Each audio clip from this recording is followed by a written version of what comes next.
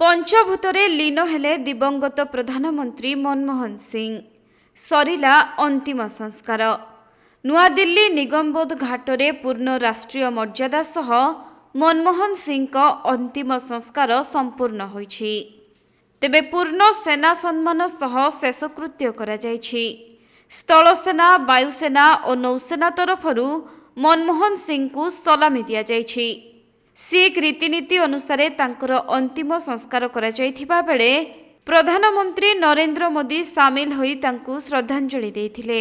एथि सहित राष्ट्रपति द्रौपदी मुर्मू, प्रतिरक्षा मंत्री राजनाथ सिंह, अमित शाह, जेपी नड्डा, कांग्रेस अध्यक्ष मल्लिकार्जुन खड़गे, राहुल गांधी एवं सोनिया गांधी समेत बहु बड़ बड़ नेता एथिरे जोग देथिले।